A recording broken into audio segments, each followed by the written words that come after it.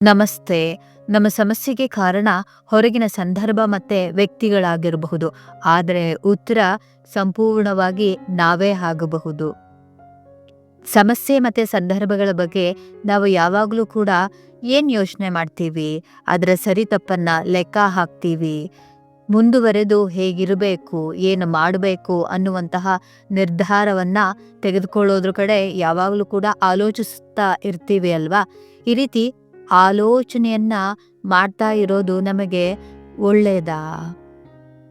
ಯಾವ ರೀತಿಯಾಗಿ ನಮಗೇನೆ ಇಂತಹ ಆಲೋಚನೆಗಳ ಮೂಲಕ ಸಮಸ್ಯೆ ಆಗ್ತಾ ಇದೆ, ಸ್ವತಃ ನೀವೇನೇ ಅನುಭವಿಸ್ತಾ ಇದ್ದೀರಾ ಅಲ್ವಾ? ಯಾವುದ್ರ ಕಡೆ ಗಮನ ಕೊಡ್ಬೇಕು ನಾವು? ಯಾವುದು ಬದಲಾದ್ರೆ ನಿಜವಾಗ್ಲೂ ಕೂಡ ನಮಗೆ ಸಹಾಯ ಮಾಡೋದಿಕ್ಕೆ ಸಾಧ್ಯ ಇದೆ? ನಮ್ಮ ಸ್ವಭಾವದ ಕಡೆ. ಕೆಲವು ನಮ್ಮ ಗುಣಗಳಿದೆ. ಆ ಗುಣಗಳಿಂದಾನೇ ನಾವು ತೊಂದರೆಗೆ ಒಳಗಾಗ್ತಾ ಇರ್ತೀವಿ. ಅಂತಹ ಗುಣಗಳನ್ನ ಬಿಟ್ಟು ಹಾಕಿ ನಮಗೆ ಸಹಾಯ ಮಾಡುವಂತಹ ಸ್ವಭಾವವನ್ನ ನಾವಿಲ್ಲಿ ಬೆಳೆಸ್ಕೊಳ್ಬೇಕು. ನಮಗೆ ತೊಂದರೆ ನೀಡ್ತಾ ಇರುವಂತಹ ವಿಚಾರ, ವ್ಯಕ್ತಿ, ಸಂದರ್ಭವನ್ನ ನೆನಪು ಮಾಡ್ಕೊಳ್ಳೋ ಬದಲಿಗೆ ಅದರ ಬಗ್ಗೆ ಲೆಕ್ಕಾಚಾರ ಹಾಕೋದು, ನಿರ್ಧಾರ ಮಾಡೋದು, ಆಲೋಚನೆಯನ್ನ ಮಾಡೋದನ್ನ ನಿಲ್ಲಿಸಿ ನಾವು ಬದುಕೋದಕ್ಕೆ ಸಹಾಯಕವಾಗಬೇಕು. ಅಂತಹ ವಿಚಾರಗಳ ಕಡೆ ಗಮನ ಕೊಡುವಂತಹ ಸ್ವಭಾವವನ್ನ, ಅಂದರೆ ಕೃತಜ್ಞತೆಯ ಭಾವನೆಯಿಂದ ಬದುಕೋದನ್ನ ಕಲಿತ್ಕೊಳ್ಬೇಕು. ಇಂತಹ ಸ್ವಭಾವವನ್ನ ನಿಮ್ಮದಾಗಿಸ್ಕೊಳ್ಳೋದಿಕ್ಕೆ ಈ ಧ್ಯಾನವು ಸಹಾಯ ಮಾಡಲಿದೆ. ನೀವು ನೇರವಾಗಿ ಕುಳಿತು ಧ್ಯಾನವನ್ನ ಮಾಡುವುದು ಅತ್ಯುತ್ತಮವಾದಂತಹ ಆಯ್ಕೆ. ಶರೀರಕ್ಕೆ ವಿಶ್ರಾಂತಿ, ಆರಾಮದಾಯಕ ಸ್ಥಿತಿ, ಮನಸ್ಸಿಗೆ ಶಾಂತಿಯ ಅಗತ್ಯವಿರುವಂತಹ ಸ್ಥಿತಿಯಲ್ಲಿ ನೀವೀಗಿದ್ದರೆ, ಅಗತ್ಯವಿರುವಾಗ ನೇರವಾಗಿ ಕುಳಿತುಕೊಳ್ಳಲು ಸಾಧ್ಯವಾಗದಿದ್ದರೆ ಆರಾಮದಾಯಕವಾಗಿ ಚೇರು ಅಥವಾ ಮಂಚದ ಮೇಲೂ ಕೂಡ ಕುಳಿತು ಅಭ್ಯಾಸಿಸಬಹುದು. ಮಲಗುವ ಹಾಗಿಲ್ಲ. ಬೆಳಗಿನ ಹಾಗೂ ರಾತ್ರಿಯ ಸಮಯದಲ್ಲಿ ನೀವು ಅಭ್ಯಾಸ ಮಾಡುವುದು ಅಗತ್ಯವಿದೆ. ಜೊತೆಯಲ್ಲಿ ನಿಮ್ಮದೇ ಆಲೋಚನೆಗಳಿಂದ ನರಳುವ ಬದಲಿಗೆ ಕೆಲಸ ಮಾಡ್ತಾ ಇರಿ. ಸಾಧ್ಯ ಆಗುವ ಹಾಗಿದ್ದರೆ, ಅವಕಾಶವಿದ್ದರೆ ಈ ಧ್ಯಾನವನ್ನ ನೀವು ಕೇಳ್ತಾ ಹೋಗಬಹುದು. ಅಗತ್ಯವಿರುವಂತಹ ವಿಚಾರನೂ ಕೂಡ ನಿಮಗೆ ನೀಡುತ್ತೆ, ಶಕ್ತಿಯನ್ನೂ ಕೂಡ ನೀಡುತ್ತೆ. ಸ್ನೇಹಿತನಾಗಿ, ಮಾರ್ಗದರ್ಶಿ ಹಾಗೂ ಗುರುವಾಗಿ.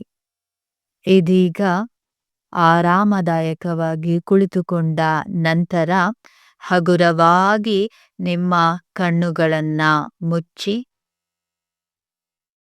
ಶರೀರವನ್ನ ಅಲುಗಾಡಿಸದೆ ಸಂಪೂರ್ಣ ಗಮನವನ್ನ ನಾನು ಹೇಳುವ ಅಂಗಾಂಗಗಳ ಕಡೆ ತನ್ನಿ.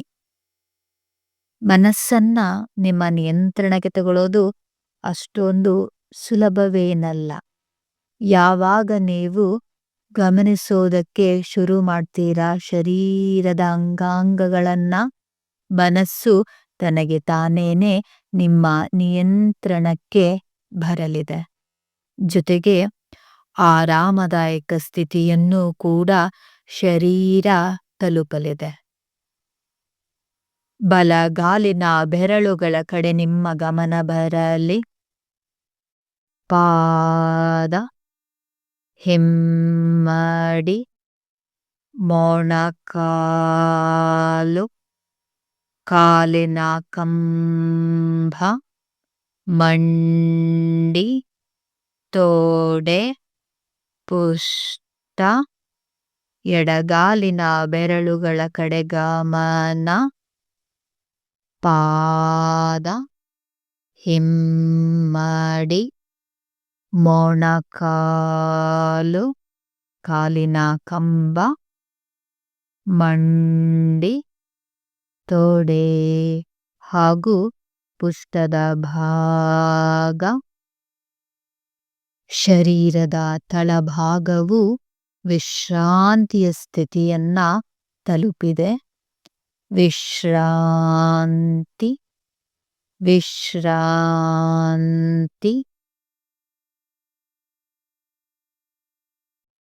ಹೊಟ್ಟೆಯ ಭಾಗ, ಎದೆಯ ಭಾಗ, ಸಂಪೂರ್ಣ ಬೆನ್ನಿನ ಭಾಗ, ಬಲಗೈನ ಬೆರಳುಗಳು, ಹಸ್ತ, ಮಣಿಕಟ್ಟು, ಮುಂಗೈನ ಭಾಗ, ಮೊಣಕೈ, ತೋಳು ಹಾಗೂ ಭುಜ. ಎಡಗೈನ ಬೆರಳುಗಳು, ಹಸ್ತ, ಮುಂಗೈ, ಮೊಣಕೈ, ತೋಳು, ಭುಜ,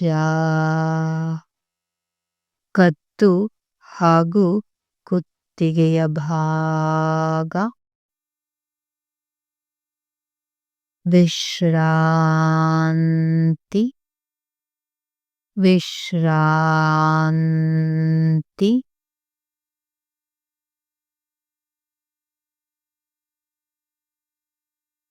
ಗಲ್ಲ, ಬಾಯಿಯ ಭಾಗ, ಕಿವಿಗಳು, ಕೆನ್ನೆಗಳು, ಮೂಗು, ಕಣ್ಣುಗಳು, ಹಣೆ ಹಾಗೂ ತಲೆಯ ಭಾಗ, ಸಂಪೂರ್ಣ ಶರೀರ ವಿಶ್ರಾಂತಿಯ ಸ್ಥಿತಿಯಲ್ಲಿದೆ. ವಿಶ್ರಾಂತಿ, ವಿಶ್ರಾಂತಿ ಹಾಗೂ ಸಂಪೂರ್ಣ ವಿಶ್ರಾಂತಿ.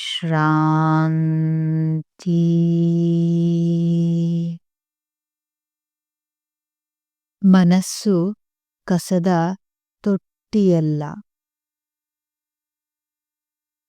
ಈಗ ಕೇವಲ ನಿಮ್ಮ ಗಮನದಿಂದ ಶರೀರ ಆರಾಮದಾಯಕ ಸ್ಥಿತಿಗೆ ತಲುಪುವುದೇ ಆದರೆ ನೀವು ಅಗತ್ಯವಿರುವ ನಿಮಗೆ ಒಳಿತನ್ನ ಮಾಡುವಂತಹ ವಿಚಾರಗಳ ಕಡೆ ಗಮನ ನೀಡುವುದರ ಮೂಲಕ ನಿಮ್ಮ ಬದುಕಿನಲ್ಲಿ ಖಂಡಿತ ಚೆನ್ನಾಗಿ ಬದುಕಲು ಅವಕಾಶವಿದೆ.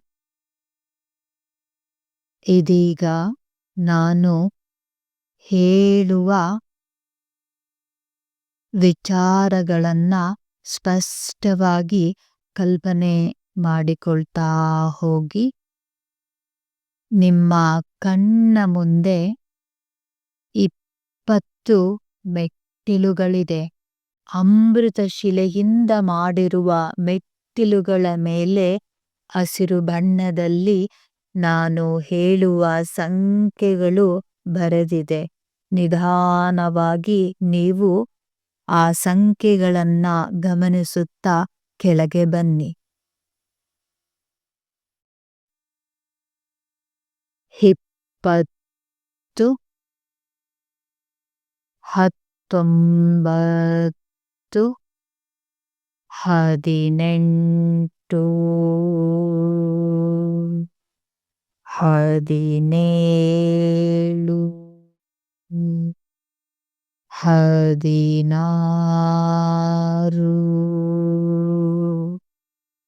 17, 16, 15, 14, 13,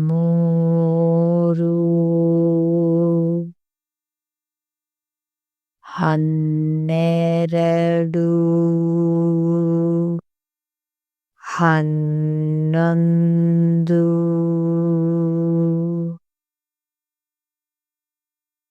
10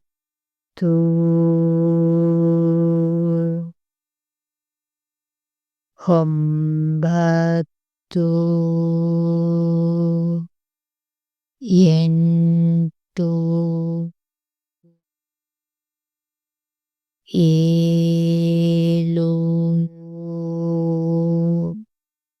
6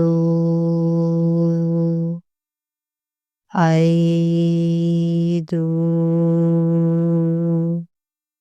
4 3 2 1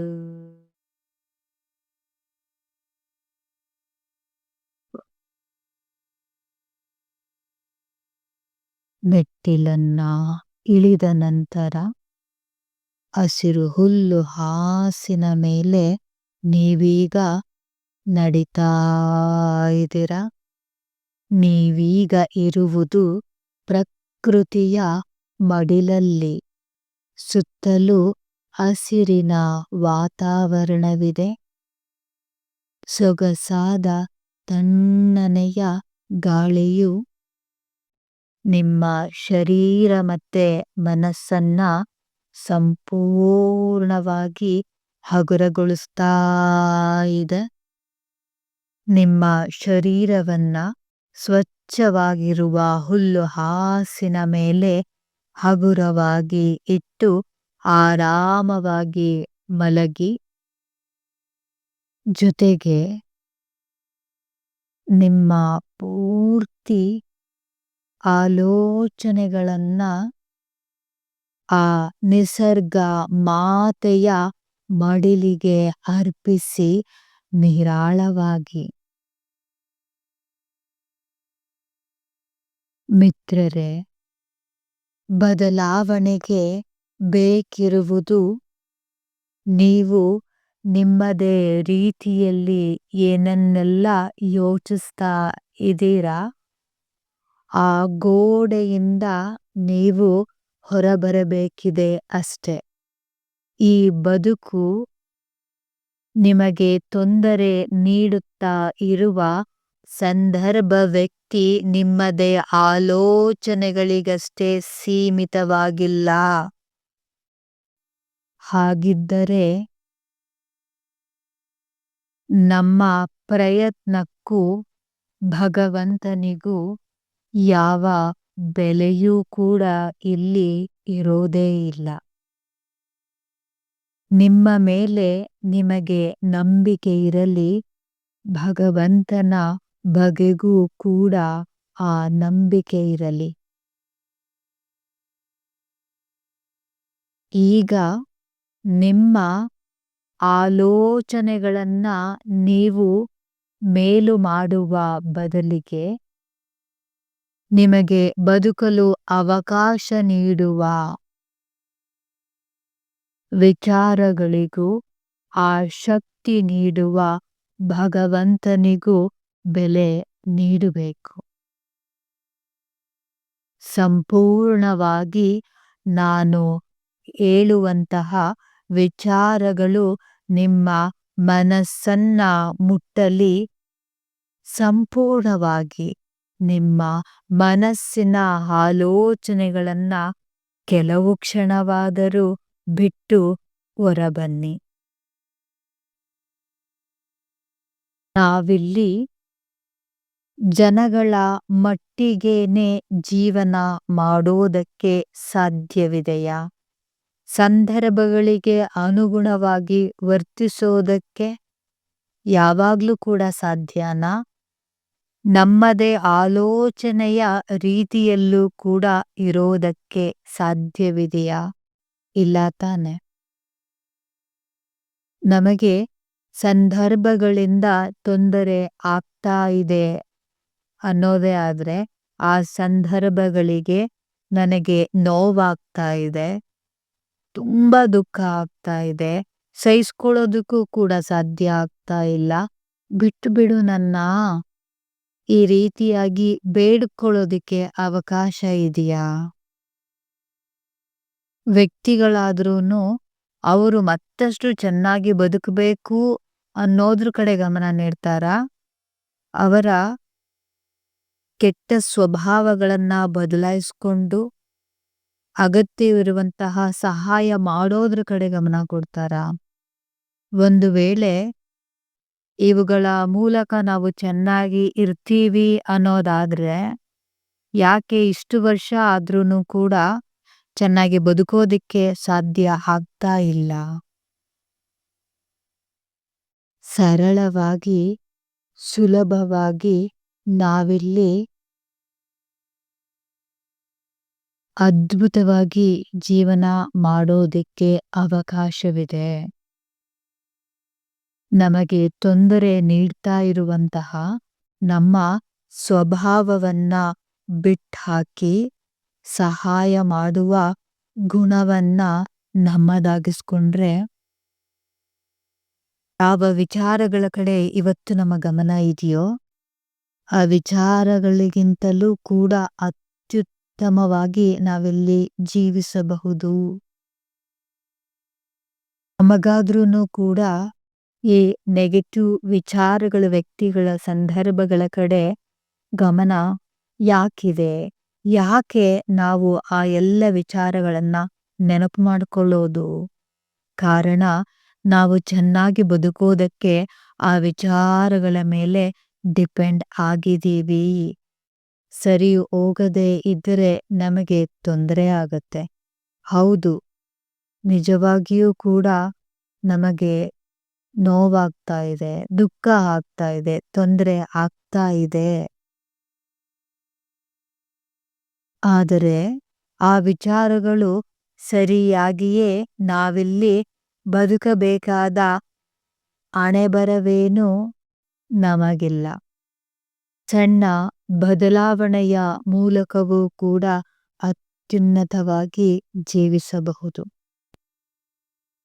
ನಮ್ಮ ಮನಸ್ಸಿನ ಗಮನವನ್ನ ನಾವು ಯಾವ ವಿಚಾರಗಳ ಕಡೆ ಕೊಂಡೊಯ್ತೀವೋ ನಮ್ಮ ಬದುಕಿನಲ್ಲಿ ಆ ವಿಚಾರಗಳು ತುಂಬಿಕೊಳ್ಳೋ ಕಾರಣದಿಂದಾಗಿ ನಮ್ಮ ಬದುಕಿಗೆ ಒಳಿತನ್ನ ಮಾಡುವ, ಕಾಪಾಡುವಂತಹ ವಿಚಾರ, ವ್ಯಕ್ತಿ, ಸಂದರ್ಭಗಳ ಕಡೆ ಗಮನವರಿಸೋಣ.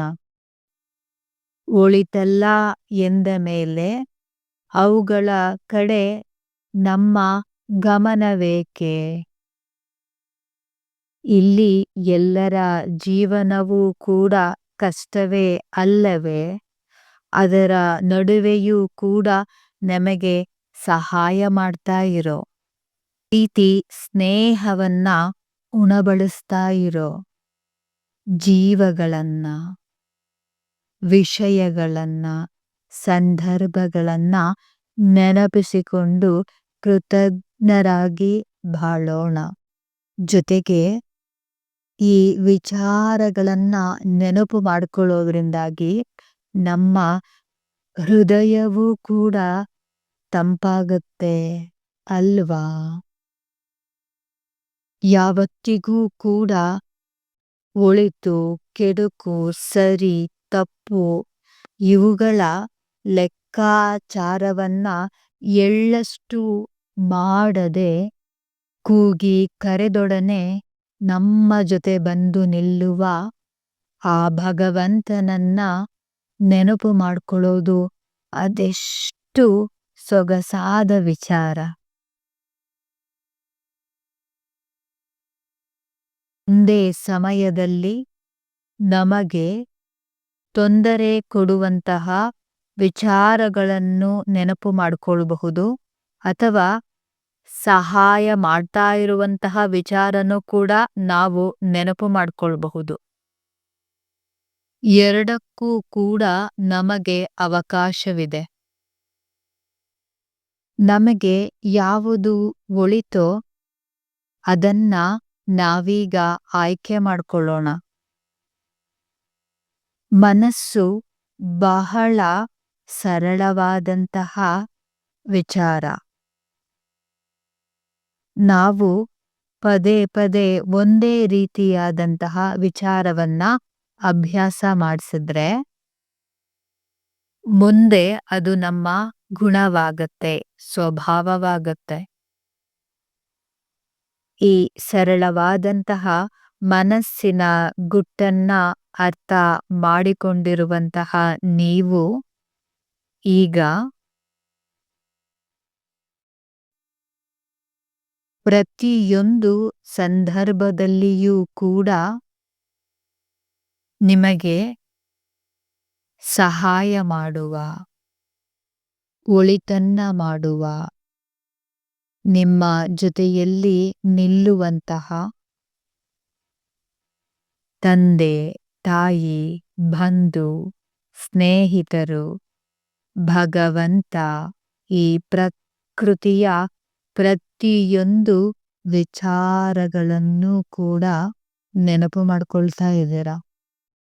ಹೃದಯ ತುಂಬಿ ಧನ್ಯವಾದವನ್ನ ಹೇಳ್ತಾ ಇದ್ದೀರಾ ಪ್ರತಿಯೊಂದು ವಿಚಾರಕ್ಕೂ ಕೂಡ. ಅವರಿಗೇನೆ ಅರಿವಿಲ್ಲದೆ ತಿಳಿಯದೇನೇನು ನಿಮಗೆ ಸಹಾಯ ಮಾಡ್ತಾ ಇರ್ತಾರೆ. ಅಂಥವರಿಗೂ ಕೂಡ ನೀವು ಧನ್ಯವಾದವನ್ನ ಹೇಳ್ತಾ ಇದ್ದೀರಾ. 100 ಕೆಲಸಕ್ಕೆ ಬಾರದ, ತೊಂದರೆ ನೀಡುವ ವಿಚಾರಗಳಿಗಿಂತ ಈ ಒಂದು ಸಣ್ಣ ಸ್ವಭಾವ ಅತ್ಯುತ್ತಮವಾಗಿ ನಮಗಾಗಿ ಕೆಲಸ ಮಾಡಲಿದೆ. ನಾವು ಆರೋಗ್ಯವಾಗಿರೋದಕ್ಕೆ, ಸಂತೋಷವಾಗಿ ಜೀವಿಸೋದಕ್ಕೆ, ಒಳ್ಳೆಯ ಸಂಬಂಧದಲ್ಲಿ, ಅಗತ್ಯವಿರುವ ಹಣದ ಸಂಪಾದನೆಯಲ್ಲಿ ನಮ್ಮನ್ನ ನಾವು ತೊಡಗಿಸ್ಕೊಳ್ಳೋದಕ್ಕೆ ಈ ಅದ್ಭುತ ಸ್ವಭಾವವು ನಮ್ಮ ಬದುಕಿನಲ್ಲಿ ಸಹಾಯ ಮಾಡ್ತಾ ಇದೆ. ನೀವೀಗ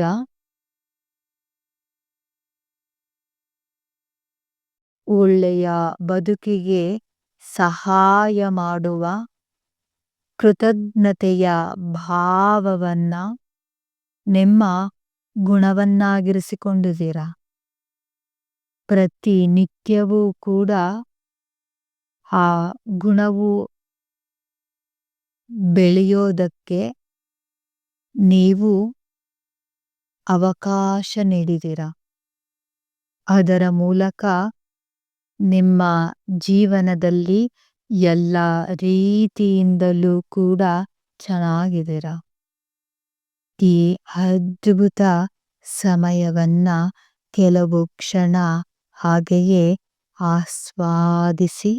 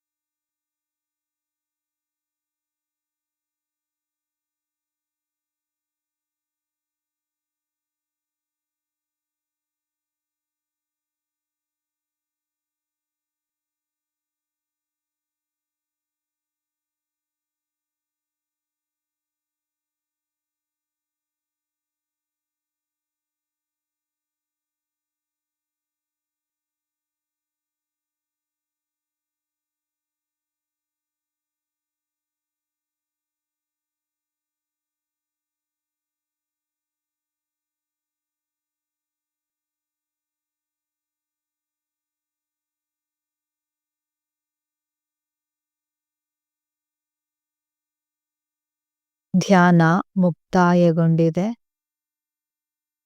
ಕೈ ಬೆರಳುಗಳನ್ನ ಅಲುಗಾಡಿಸಿ, ಕಾಲ್ಬೆರಳುಗಳನ್ನ ಅಲುಗಾಡಿಸಿ, ತಲೆಯನ್ನ ಎಡದಿಂದ ಬಲಕ್ಕೆ ಹೊರಳಿಸಿ.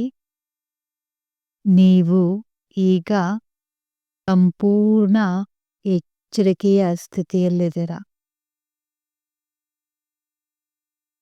ಇದೀಗ ನಿಮ್ಮ ಶರೀರ ಮತ್ತೆ ಮನಸ್ಸನ್ನ ನೋಡಿ. ಕೃತಜ್ಞತೆಯ ಭಾವನೆಯನ್ನ ನೀವು ಅನುಭವಿಸಿದ ನಂತರ ಎಷ್ಟು ಒಳ್ಳೆಯ ಬದಲಾವಣೆಯು ನಿಮ್ಮ ಶರೀರ ಮನಸ್ಸಿನಲ್ಲಾಗಿದೆ. ಪ್ರತಿನಿತ್ಯವೂ ನೀವು ಇದನ್ನ ಪಾಲಿಸ್ತಾ ಹೋದ್ರೆ ಅದೆಷ್ಟು ಮಹತ್ತರವಾದಂತಹ ಬದಲಾವಣೆ ನಿಮ್ಮ ಬದುಕಲ್ಲಿ ಆಗಲಿದೆ. ಎಲ್ಲರಿಗೂ ಕೂಡ ಒಳಿತಾಗಲಿ.